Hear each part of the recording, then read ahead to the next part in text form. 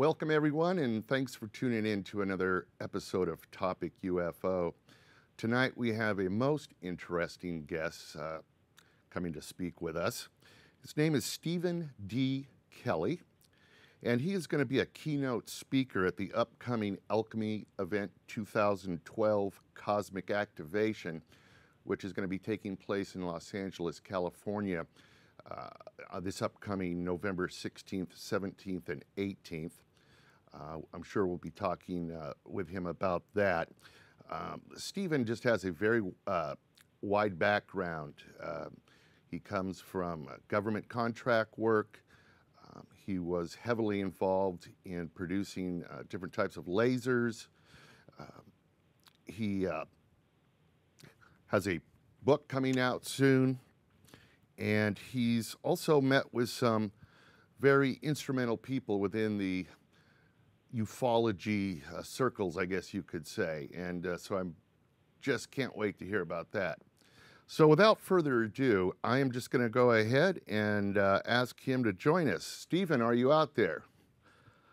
Yeah, Rick. Hey, how you doing? Very good, very good.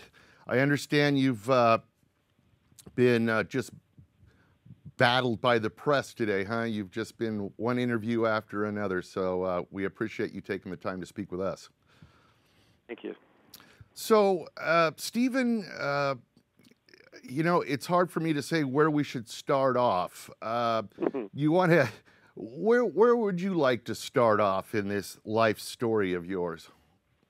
Well, you know, that's you're right. It is pretty complex, and I don't know exactly how much time we've got to devote to that, but for the sake of your listeners, I'll just say that from an early age, I got involved with the electro-optics industry and got heavily involved with the building weapons during the Reagan defense buildup back then.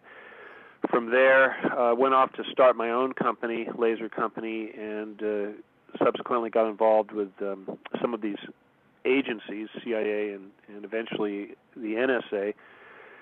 And during this process, especially with the NSA guys, they were, you know, it seemed like they were always trying to ship me off to this place out in Las Vegas that we call Area 51. Uh-oh. Yeah, and that was a reoccurring theme. That followed me for quite a long time, but it seems like these guys, they know more about you than you can imagine. You know, with this alien technology, they go in the future and they can see what everybody's doing in the future, and then they know who to go and try to control and keep an eye on.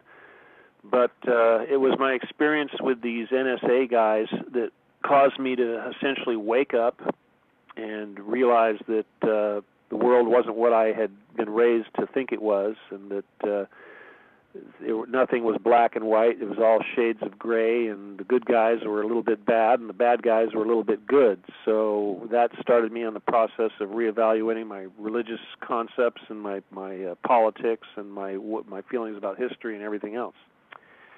And this process continued over quite a few years, at least 20, 25 years or more.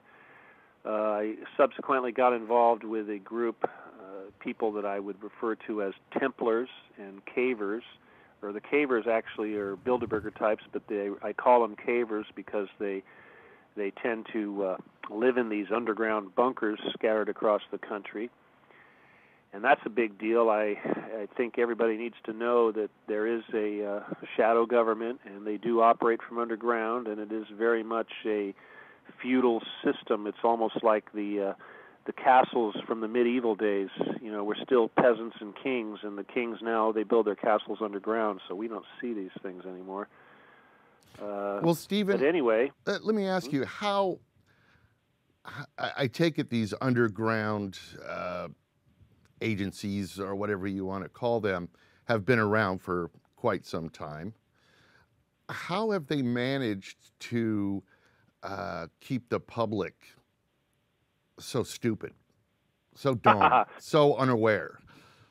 Yeah. Well, you know, it's, you know, anytime anybody comes out and they try to spread the word, spread the truth, or leak some of this information, you know, the first thing they do when they go into damage control is they tear that person apart, and they basically portray them as being insane. and this has stifled quite a few people. And of course, there's the fear factor. Certainly, probably a lot of people have died in the past trying to promote this sort of information. And I guess the thing is that I reached a point in my life where I decided, well, they haven't killed me yet, so I'm going to go forward, and I don't have any fear anymore. I got over it. And so basically I went from being a very militaristic, technically oriented person working on systems for weapons to a very spiritual Reiki healer type service to others person. So it's quite a contrast from where I was 20 years ago. So when you were back working in these government agencies, did you just have an epiphany one day and just say, this is not where I need to be, or this is not how I should be living my life? Or That's exactly right. In fact, you're the first person to really bring up that word, which I guess I could tell you the story and how it happened. Sure. But I was when I was dealing with these NSA guys, and bear in mind, I didn't know they were NSA. Back in those days, we didn't even really know about the NSA. I thought it was just another CIA group. But I was sitting in an office one day with the head of the group that I was dealing with, and he was telling me about how the CIA or these commandos that he represented, they would go into these villages in the jungles, say like supposed communist sympathizers, and I believe this was in Honduras, and they would go in there and they would basically kill everything: men, women, children, dogs, goats, pigs, cats, whatever, chickens, kill everything. Fly in a helicopter with a big bulldozer underneath it, and they would drop this bulldozer down, and somebody get on the bulldozer and scrape out a big trench, and then they would push the entire village into this trench, cover it up with dirt, and fly the bulldozer away, and everybody would disappear, and nothing would be left but a clearing in the forest. And I remember sitting there listening to this story thinking, oh my God, these people are monsters. This is my government, and this is one nation under God and everything else. And I realized maybe we're not such good guys that we think we are, and maybe those bad guys aren't quite as bad as we've been led to believe. And this was my big epiphany. Wow. And it's actually the first chapter in my book. I open with that story, I guess for shock value, but that's what really caused me to wake up and go back and reevaluate everything I knew about history, religion, and politics. And it's been a long journey, but it's been very productive, and we can certainly go into more detail on that if you'd like. Absolutely. I just wanted to ask you a little bit about your thoughts on the whole UFO phenomenon. Just real quickly, if someone were to walk in here right now and say, Steve, are UFOs real? Are they non-human? What would you have to tell them? I would have to say that yes, yes, yes, and no, and yes. Well, there's lots of different entities out there that are visiting us. There's something like 8,000 different entities scattered across the universe. A large portion of those entities are human, and then there's a lot that are not human or something else. But so when we see UFOs flying around, these are extraterrestrials as well as Germans. They're Nazis left over from World War II that have been flying out of secret bases in New Schwabenland over there in Antarctica. Victor Schauberger was the big scientist who was a phenomenal researcher, but he developed anti-gravitation devices for the Germans as well as vortex implosion devices for generating power. And so, yeah, they've been building these Hannibus, Vrills, and various different names that they call these things. So, yeah, those things are still flying. Now, as far as the ETs are concerned, people should understand that all of the ETs fall into two basic categories, and that is the service to self entities and the service to others entities. And if you had to say, well, which side is which, you could say that the white hats, or the good guys, as we would like to think about them, although we don't use the term good and evil, would be the Pleiadians, the humanoids, and they are devoted to service to others. They are the space hippies, as the military likes to call them. The other guys, hippies. I have never heard that. Never heard about the space hippies? I have never heard that term. I've never heard that term. Well, they're all about love and light and all this wonderful, compassion and everything else. And so they're likened unto the space hippies. But it's amazing because they're actually at war with the entities that control the Earth, which are service to self entities. And those would be the Draco reptilians and the little grays that work for them, and some other non-humanoid species. But yeah, the reason why we get so much propaganda regarding the little gray guys is because they are the ones that our government made the treaty with after the Roswell incident, and they get all the PR. Now, the Pleiadians, who are most well known for their contact with people such as Billy Meyer, who I was associated with after my falling out with the NSA, those are the humanoids, and they believe in a non-intervention, and they want to help us. They want to help us progress and get us through this transition, and they've actually come and taken an active role in doing battle with the controllers of the Earth, who are essentially the Illuminati and their masters, the reptoids and the reptilians, and this is an epic struggle. So, and it's been going on. It's been going on for Klingons, yeah. For years and years and years. Were you talking about the battle that's going on right now? Yeah, you were saying between the Pleiadians and the Greys. Oh yeah, sure. Well, if for a good way to look at this is it's like kind of like Star Wars. You've got the Empire and you've got the Rebels. Well, I guess in this case your Luke Skywalkers and your Jedis are going to be the space hippies, the Pleiadians, and your Darth Vaders and your Stormtroopers are the other guys. I'll tell you though, this I want people to understand that the end result of all of this experience and all of this information that I've had to digest all these years is that we need to devote our lives to serving others. And if for any reason, it's because as we approach this transition, think of it as a graduation. What we've been going through the last 20,000, 10,000 years, whatever that constitutes this epoch that we're in, we're getting to graduate. And basically, a passing grade would be at least 51% service to others. And anything less than that, and you're going to be left behind, and you're not going to get a ticket out of here with the rest of us. Now, is this what the Alchemy event that you're going to be speaking at? Is that what this is going to be talking about at this? Well, I got to be honest with you. There's a lot of speakers who have made careers out of discussing these various issues, and with relationship to, say, like Nibiru and the Anunnaki and all these various other issues that people like to discuss. And I cannot say that I'm completely familiar with the message that all of these speakers are saying. I know that they're all pretty much along the same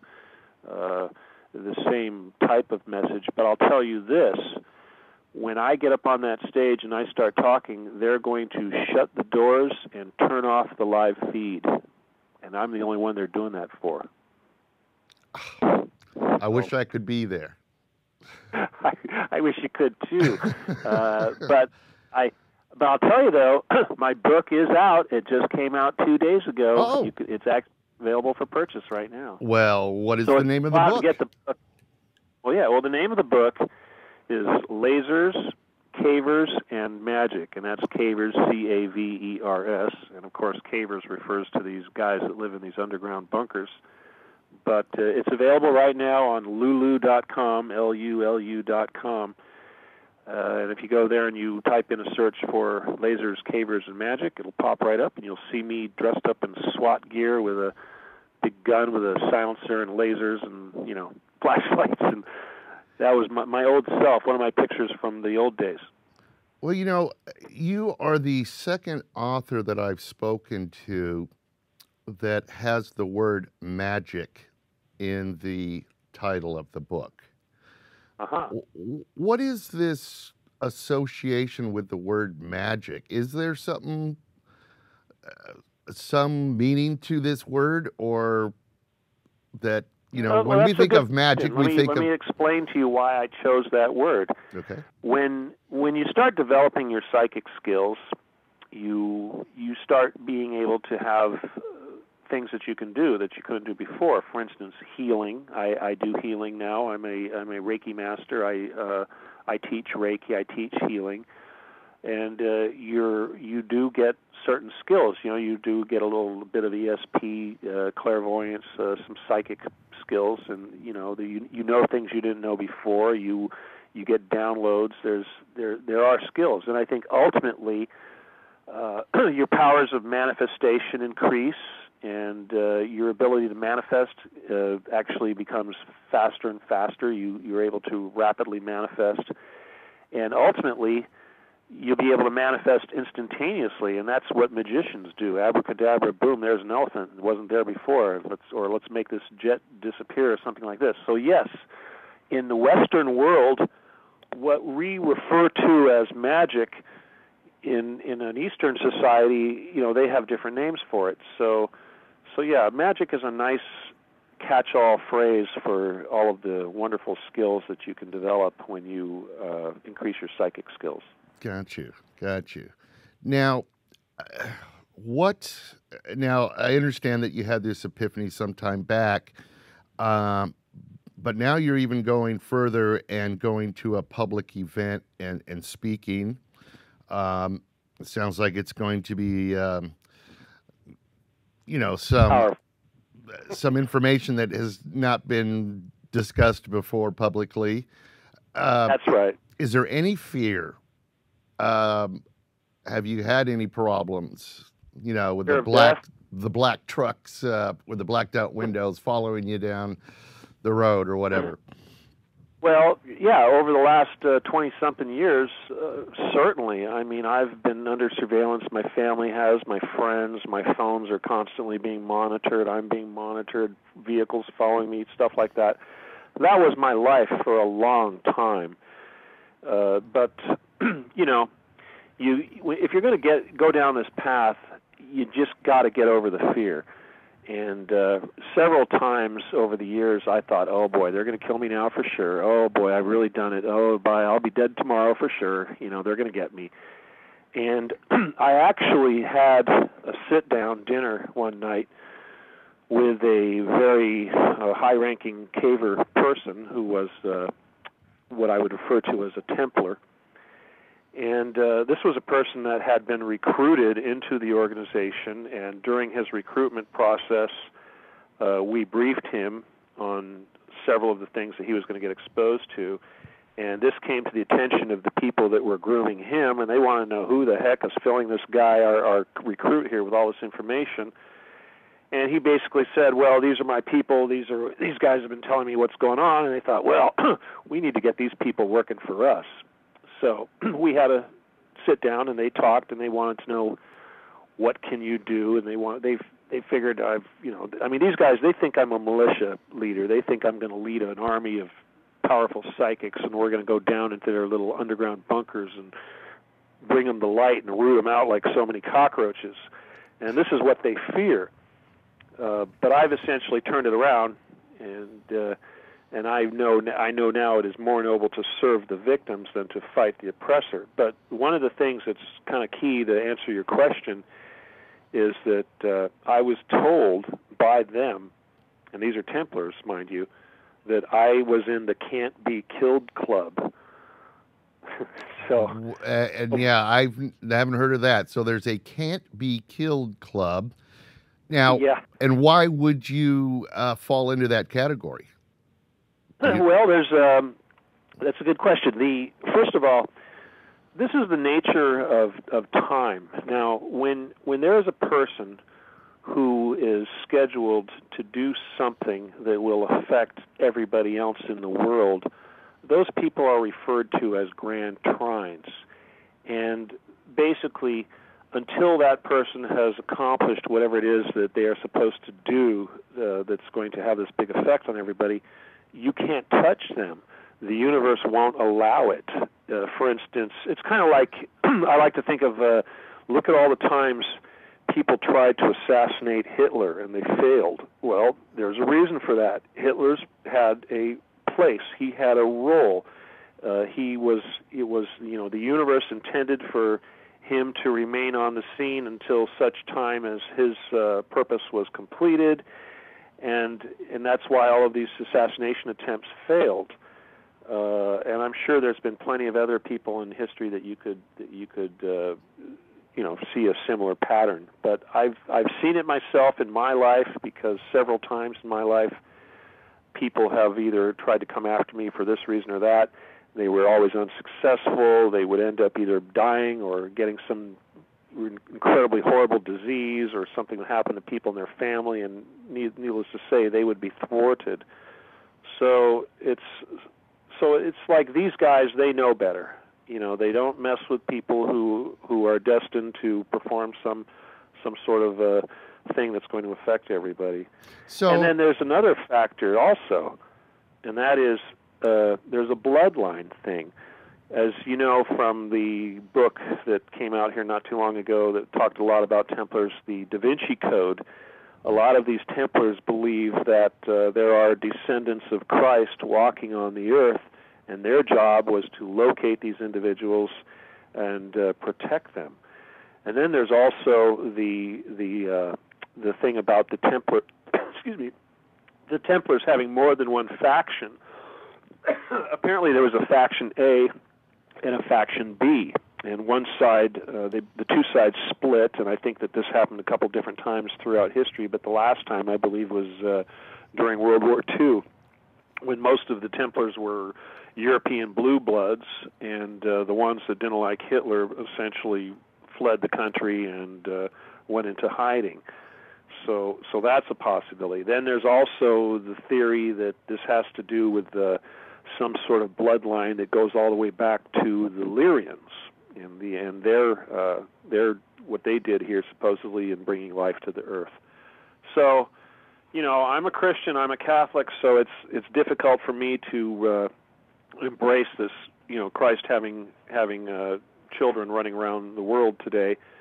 But at the same time, I've got these Templar guys following me around, looking over my shoulder, protecting me from people that would do me harm, and trying to control my, what I do and how I interact with other people. So it raises a lot of questions. Well, it's funny that you just mentioned the Christian Catholic, because I was waiting to ask you this question, what your thoughts and views were on quote unquote organized religion. I've interviewed people that say it's nothing more than an attempt to keep people, thinking one way, but then, so you believe, well, I'm not going to say you believe in it, but you, supposedly say UFOs, ETs are real, but don't. How does that mesh, huh? Huh? Was that? You're wondering how that meshes with a Christian background. Yeah, exactly. And I'm just a little curious on that. What? That is, that's really good, because this is an important issue that I try to impress upon people, especially Christians that are learning about this sort of thing. And I don't want to slam organized religion, but I am certainly a believer in Jesus and what he came here to accomplish. And I do believe that most of the organized religions have been infiltrated. They do have an agenda. They are manipulated, and they're used as a tool to polarize people and start fights between each other. And this is the nature of this density that we're living on. Polarizing people is a tool they use to keep us from working together and focusing on more important issues like our psychic development. Now, as far as my belief in Christ is concerned and how that has helped me with understanding all of these mysteries, I believe that when you are learning information, you need to take that information from every source out there, and I mean every source out there. So when I study religion, I'm going to study Hebrew literature, Asian literature, Arabic literature, everything. I'm going to take it in. Even the satanic stuff. As much as I am against it, there is still information in there, and right. There's a little bit of truth in everything. So what I do is Christ is my filter, and Christ is my anchor. And if you're going to go down this route, and especially with these people that get involved with the government and the secret agencies, and they get exposed to all these incredible information that's so hard to comprehend, if you don't have the spiritual anchor and the spiritual armor, you're going to go nuts. And what I've seen is a lot of these people that don't have that, these military types, these retired NSA guys, what have you, they all become raging alcoholics because they don't have that spiritual anchor to keep them grounded and to keep their minds focused on where this is really all heading. So, I try to, that's one of the things when I first got really exposed to this stuff, I felt awful alone because, I couldn't go to church and talk to my priest and say, hey, what do you make of all this? This is what I'm having to deal with. What can you tell me? They think I'm nuts. And you tell your friends, I've got friends that have worked in the defense industry and are intelligent people, and I say, well, I'm dealing with the CIA, I'm dealing with the NSA, da-da-da. They think, well, you're a pathological liar. They don't believe it. So it's really difficult, and I do give my ex-wife a lot of credit for her patience with me all these years because, she had to live through it too. And I know it was not easy for her, and she used to ask me, she'd say, gosh, where do I fit into all this? I mean, here I am out trying to save the world, Crusader Rabbit, and she's at home raising the kids, trying to keep a home, and it's not a job for a family man. Yeah, exactly. On the subject of religion, one thing that we've talked about before on this show is the fact that a few years ago, representative from the Vatican, I'm not sure if it was the Pope or not, but came out and said that it was okay for Catholics to believe in God and in aliens or ET life forms or whatever. Any thoughts on why that may have been said and why just now? Why? Is it just because? It's getting to where they can't hide it anymore. We have the internet, and they were able to hide this for the longest time, and they just can't do it. A good example of this is like the anti-gravity technology. We have, the Germans came up with it. The Americans have people. We have our own inventor, Townsend Brown, who came up with the same concepts that were developed by the Germans in World War II. And I remember hearing a story about Boeing basically approached the government, and they said, with the Internet now, this stuff isn't secret anymore. People know about Townsend Brown. They know about the magnetic fields and the, I'm not exactly what the effect, there's a name for it, but it's it's like a capacitor, with a positive charge on one side and negative charge on one side, and the positive side goes up and the negative side pushes. But Boeing basically came out and said, gee, everybody knows about this stuff already. It's not a secret. Why can't we start incorporating this technology into our commercial aircraft? they're already incorporating it into the military aircraft. The B-1 bomber, not the B-1, but the stealth bomber, uses advanced ion propulsion technology that's still considered top secret. And they try to tell us that it takes, 12 hours or 24 hours or whatever for one of these things to fly from Missouri to Baghdad and back. That's not true. They're making that trip in a few hours, but wow. That's because they're using ion drive systems. Wow. Well, Stephen, is there anything in particular? I know that you were saying that people need to wake up and get ready for this change that's coming, I guess you would say, or this evolving to the next level.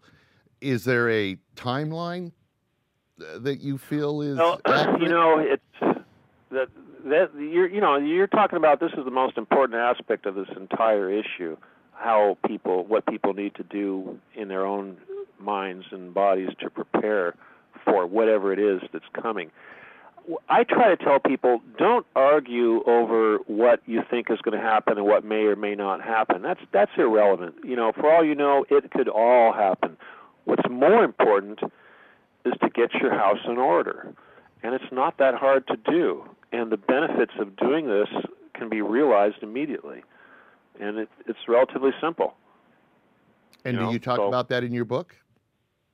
Oh, yeah, most certainly. I would say that a good portion of the book, once we get past the cloak and dagger stuff, is devoted to spiritual lessons and how we can enhance our own psychic skills, and what benefits and what you can do with that knowledge. Yeah. I could go on and on about what you can do. For instance, I'm a healer. That's sounds kind of strange to some people, but I've been doing this now for a while. I've worked on people with cancer and broken bones and all psychological issues and whatnot. And I've gotten to the point now to where I don't even have to be near the person. I heal people on the internet all the time. I'll be chatting with one of my friends in Russia or some other part of the world, and they're like, "Oh, I got this really bad headache," or "Oh, I'm having this terrible stomach ache," or something. I'll say, "Okay, well, hang on just a second here. Let me take care of that," and I'll do my little Reiki thing and wave my fingers in the air and recite the little chant or whatever it is that you do when you're doing it. And then I say, "Oh, you feel better tonight?" "Wow, I feel better." And I'll tell you, the woman that I live with, she's an interesting character because I can't lay my hands on her. It's too much. She can't. It's actually uncomfortable for her if I try to use my hands to heal her. But if she goes to work, 12 miles away, she'll call me up and say, "Well, I'm having really bad cramps," or "I've got this headache. It just won't go away." And I'll take care of it. I'll just say, "Okay," a minute later, and I'll call her back. "How's that headache? How are those cramps?" Say, "Much better." And it's wonderful.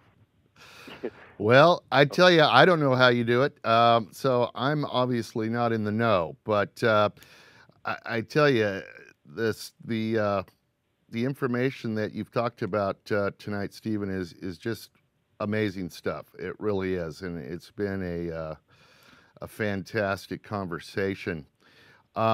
I believe you're going to be speaking on Saturday night. Is that correct? At the Alchemy event? I don't know if he's changed the schedule. Last time I looked, I was coming on at 5:30. I don't know if he's got me going on at 6 or 7. He's brought in a couple different speakers and he's shuffled things around a little bit, but for the most part, it looks like he's got me prime time on Saturday. Okay. And just so people know, they can get more information on the Alchemy event at alchemyevent.com. All one word, alchemyevent.com. There's just a ton of information out there. I see Dr. Roger Lear is going to be speaking there. He's one of my favorite people to listen to as well. Mm-hmm. And then also your book, Lasers, Cavers, and Magic, yes. Available now on lulu.com. Yeah, very excited about that. Well, we'll definitely... So I'll tell you... Go ahead. Well, if you go ahead and get the book and you read it prior to the conference, you're going to know all the things that I'm going to be talking about. So it'll give you a little inside scoop on there, right? Yeah, you want the inside scoop, get the book. It'll all be in there. Well, I tell Nothing you, held back. Stephen, we could go on forever. Unfortunately, time does not permit that, but I would love to have you back on sometime and talk a little bit more in-depthly about some of these other subjects, the Billy Meyer stuff and all that. I'd love to hear some more about that. So maybe after your Alchemy event and things settle down about, maybe you can come back and talk with us some more. Sure thing. Yeah, just send me an email and let me know when you'd like to have me standing by, and I will be ready for you. Excellent. Excellent.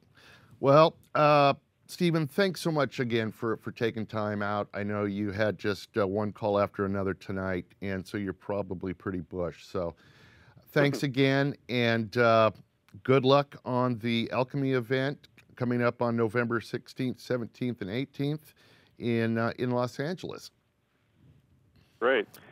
And hopefully we'll see some of your listeners there. So come and talk to me and tell me you heard the show. That would be wonderful. Absolutely, it would be. It would be. So we'll have links to all of this on the show as well when it's played back on the YouTube Topic UFO page. So people should be able to get that information. Oh, before I let you go. Yes. Before you let me go, I'd like you guys to visit my Facebook page, and it's easy enough to find. It's Stephen, S-T-E-V-E-N-D, Kelley, K-E-L-L-E-Y, and yeah, I've got lots of room for friends. So please, by all means, you guys come and friend me.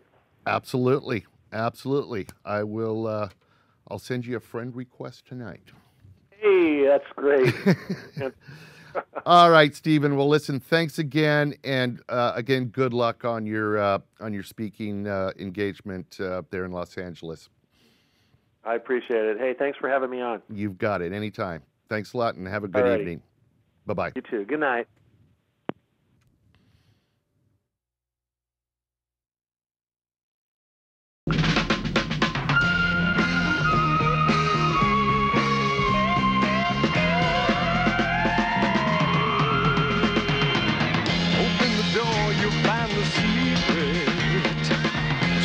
The answer is